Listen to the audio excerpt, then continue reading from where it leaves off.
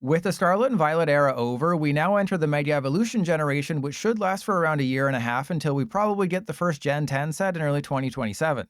While regular EX Pokemon are gone from Mega Evolution base set, they will return in November, though not in greater numbers like Sand People. That means the focus here is on Mega Evolution EXs, of which there are 10. Unfortunately, a few of them suck, which is great news for me because it means I only have to focus on 6 of them. You know I spent hours alone in the cockpit, lights off, masterfully debating whether or not to include Mega Gardevoir EX in this video or in the old decks video. But as the clock struck midnight, I came to the realization that there's already plenty of other older decks improved by Mega Evolution base set. And although Gardevoir is still Gardevoir at its core, there's enough new cards to justify its spot here. So, you know when you're facing off against Gardevoir and you have to sit back for 5 minutes while they turn a 70 hit point Drifloon into a 300 damage monster? Well, imagine if that Drifloon had 360 hit points instead and can do up to 400 damage. That's what Mega Gardevoir brings to the table. For a single Psychic Energy, Mega Symphonia does 50 damage times the number of Psychic Energy attached to all your Pokemon. That attacks the reason why you're seeing Guardy decks go from 7 Psychic to 8, because it allows you to one-shot every naked Mega in the game. Less important is Overflowing Wishes, which accelerates the Psychic Energy from deck to each of your bench Pokemon. If PTCGL is screwing you over and hiding that energy, you can flood the field with energy as early as turn 2 and try to deal a ton of damage the following turn. As powerful as Mega Guardy can be, you really only need 1 copy. Mystery Garden, meanwhile, is extremely powerful, except you probably are limiting that to 2 copies. By discarding an energy from hand, you can drop to the number of Psychic Pokemon you have in play. So with a full bench, that's up to 6. Just keep in mind you can't use Mystery Garden to simply discard an energy. You have to be able to draw at least 1 card to activate the stadium. But it's still absurd, especially when you pair it with Lillie's Determination, who's a Shuffle Draw 8 until you take a prize. And then it's still a Shuffle Draw 6. Throw in a Kirlia that can grab 3 Pokemon, and all of a sudden Gardevoir is somehow even better 6 months before it rotates. Though admittedly, it's not new. One thing that's changed in the past few weeks is Japanese players are trending towards 4 copies of Ralts. It makes sense given that you want to have a regular Gardevoir EX plus a Mega on the field, and prizing could really screw you over. Otherwise, it's a Gardevoir deck. Most Mega lists don't have Drifloon, but it would have felt weird not including it, like how it feels weird dipping your toes in salsa after putting them in creamy peanut butter. Secret Box is still the ace spec of choice since it allows you to get everything you need.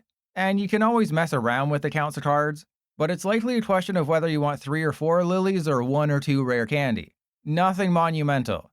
And no matter what you do, Gardevoir is inevitable and will always be an A or S tier deck until rotation takes it in March. Now that I've filled my daily Gardevoir quota, I can finally say that I'm easily the most excited for Mega Lucario EX. It's got the most impactful new cards from the set and has been performing admirably in Japan ever since base set came out. Honestly, the only thing holding it back from being even stronger is Gardevoir, who's the singular top 10 deck to exploit its psychic weakness.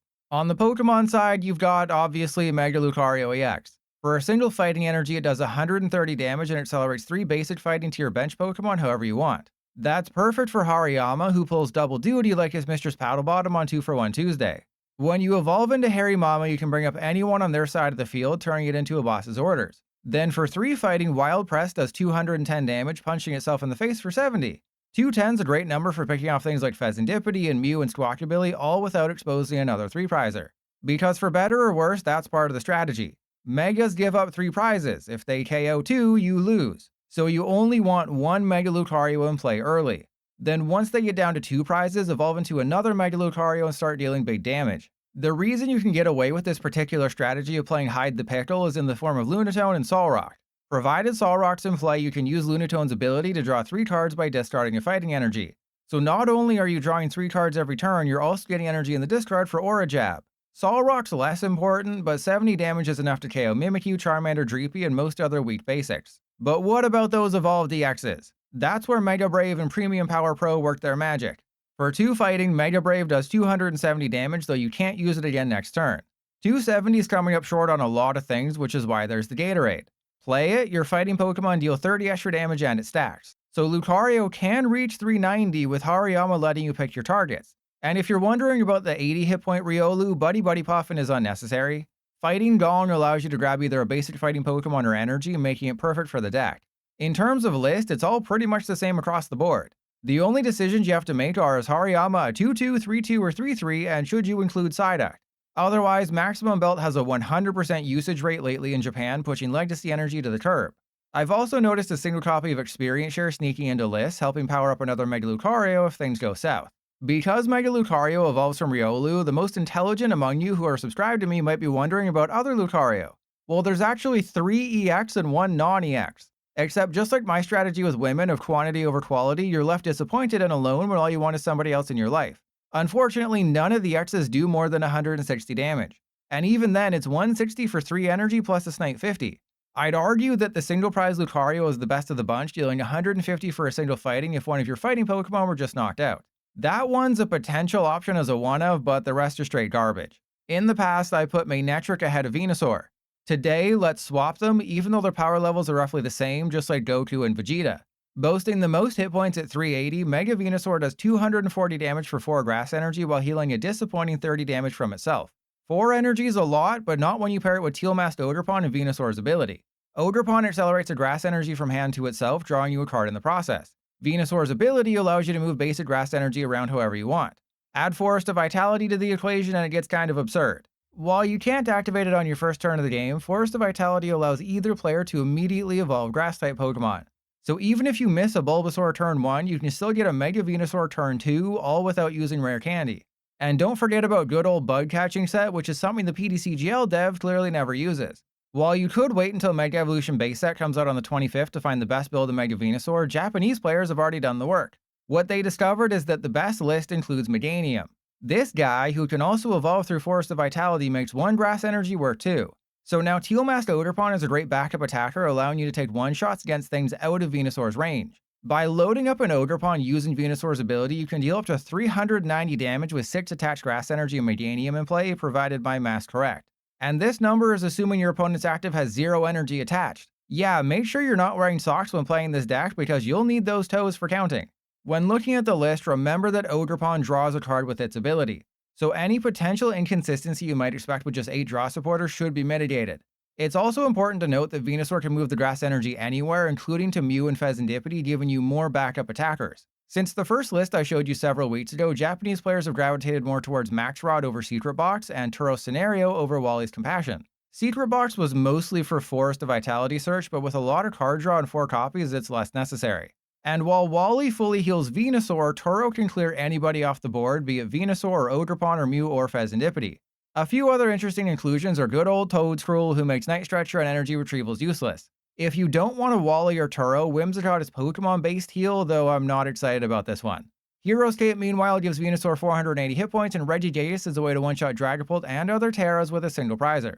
You're probably tired of me saying that there's 2 ways to play Mega Manectric, but there's 2 ways to play Mega Manectric. Either with Magneton or Electric. I'm more partial to the Eel build since it requires less thinking and it's less prone to getting screwed over by the duck. For this one, you take your existing Miraidon list and add in a 2-2 Manectric line and call it a day. Though some Japanese players are trending towards a 1-1 line these days. Anyway, Electric Generator and Electric keep energy flowing throughout the game. Iron Hands is your early attacker, able to take 2 prizes on weak single prizers. And Zekrom is your late game attacker, dealing upwards of 380 damage if they take in 5 prizes.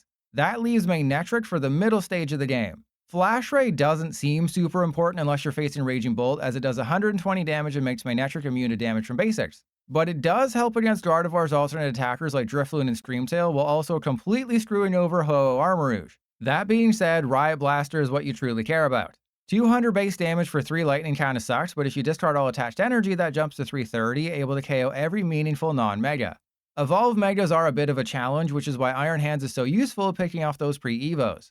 Current Japanese lists have gone for a 3-3 Electric instead of a 2-2 plus a 1-1 Magneton, but you can always play around with the counts of everything. You can always get by with 2 Eels, which opens up space for Gravity Mountain and an extra supporter, though getting screwed by prizes is much more likely. For the Magneton build, it's all about speed. If you go first, there's 4 copies of Carmine to load up the discard pile with energy. On turn 2, you try to get both Manectric and Magneton, blowing up Magneton to accelerate 3 energy and giving up a prize in the process. A prize that activates Countercatcher and makes Iono stronger. What's interesting is that Electric Generator has been cut from recent successful lists. Instead, you go with Earthen Vessel and just 9 total energy, focusing on getting that energy in the discard pile to activate Magneton. It's risky, but when it works, you're taking huge KOs early while limiting their hand size with Iono. When it doesn't work, it's because they have Psyduck in play and oops, you're screwed and may as well concede. Just remember that Manectric discards all energy to do 330, but also has free retreat, so you want to be spreading that Magneton energy around like it's cheeks. Other strategies with the Magneton version include Generator and more energy, Hero Escape to give Manectric 430 hit points, Zero Aura to snipe the bench, Acerolla's Mischief to protect Manectric for a turn, and Practice Studio to boost Riot Blaster to 210 without any discarding, allowing you to one-shot Latias and Fezandipity. Mega Camerupt is the definition of I'm just here so I won't get fined. The Camel's not quite good enough to be a best deck, yet not quite bad enough to be a rogue deck, but it's a new deck so I have to put it somewhere. For a single fire energy, if your opponent's active is burned, Camerupt does 240 damage. Add in that burn damage during checkup, it's effectively 260. Not bad for a 340 hit point stage 1 that one-shots every grass and metal type not named Archaludon. There's also a second attack, Volcano Meteor, that does 280 damage for a fire and 3 colorless, but only 30% of builds in Japan actually try to use it. It's only a mild boost from Roasting Heat and it requires you to attach, then discard, and addition energy. Looking at the 3 most recent successful builds in Japan, there haven't been many, they all ran Magmortar along with either Volcarona or Volcanion EX. You need to erupt like a volcano several times a day because that's how you burn your opponent's active. Volcanion does it by simply being in the active and activating its ability. You can then retreat it for free with Latias EX, though reusing Volcanion requires Jet Energy or Switch. You don't need as many Switch cards with Volcarona as it burns their active by simply discarding energy from hand. However, where Volcanion is a basic, Volcarona is a stage 1. Meaning if you don't get a Larvesta down turn 1, well, be prepared to deal 80 damage.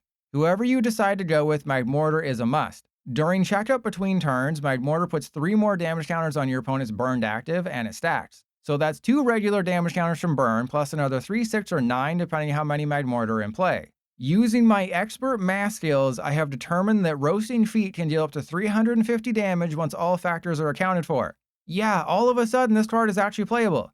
Because I don't want to deal with the hassle of Volcarona, I'll focus on the Volcanion build. You'll also notice that things aren't the way they were before, and you might not even recognize this list anymore. TM Evolution is a much bigger focus now, meaning Arven is more important. Failing that, Shuffle Drawing 8 with Lillie should get you what you need. Rigid Band effectively gives Camerupt 370 hit points, and Precious Trolley fills up your bench. Since Ancient Booster does exist, blocking status conditions, Tool Scrapper isn't a terrible idea.